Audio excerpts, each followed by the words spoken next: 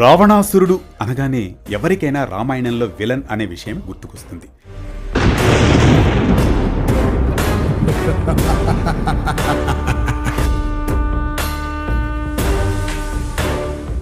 దసరా పండుగ రోజు దేశవ్యాప్తంగా రావణ దహనం చేసి సంబరాలు జరుపుకుంటారు. కానీ ఒక గ్రామంలో మాత్రం దసరా పండుగ రోజు రావణాసురుడి ఆత్మకు శాంతి కలగాలని పూజలు చేస్తారు.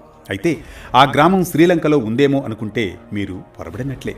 రాముడు పుట్టిన అయోధ్యకు సమీపంలోనే రావణాసురుణ్ణి ఆరాధించే ఈ గ్రామం కూడా ఉంది.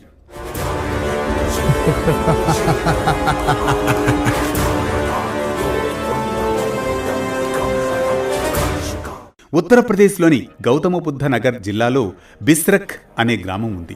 సకల శాస్త్రాలు ఔపోసన పట్టిన పులస్త్య బ్రహ్మ మనవడైన విశ్వశ్రవుడు విశ్వశ్రవ ధామాన్ని నెలకొల్పాడని, కాలక్రమేణా ఆయన పేరు మీదే ఆ గ్రామానికి బిస్రక్ అనే పేరు వచ్చిందని స్థానికుల విశ్వాసం.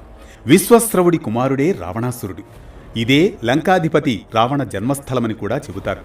కానీ అందుకు సంబంధించిన చారిత్రక పురాణేతిహాస ఆధారాలేవీ లేవు.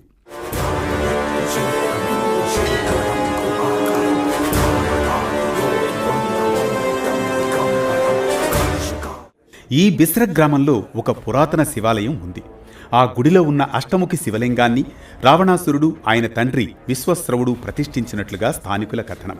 గుళ్ళోకి అడుగు పెట్టగానే ప్రశాంత వాతావరణం, పచ్చని చెట్లు భక్తులకు ఆహ్వానం పలుకుతూ ఉన్నట్లుగా ఉంటాయి. ఆలయ ద్వారానికి ఇరువైపులా విఘ్నేశ్వరుడు, అమ్మవారు, రావణుడి తండ్రి విశ్వశ్రవుడు, తల్లి కైకసి విగ్రహాలు ఆకట్టుకుంటాయి. ప్రధాన ద్వారాన్ని దాటగానే శివుని త్రిశూలం, నంది కనిపిస్తాయి. ఇక గర్భాలయంలో కొలువుదీరిన అష్టముఖి శివలింగాన్ని దర్శించుకుంటే సకల శుభాలు కలుగుతాయని, కోరిన కోరికలు నెరవేరుతాయని భక్తులు విశ్వసిస్తారు.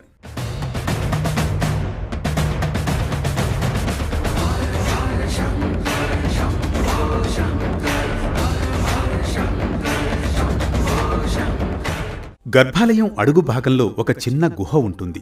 సాధువులు ఆ గుహలో కూర్చొని ధ్యానం చేసుకుంటారు.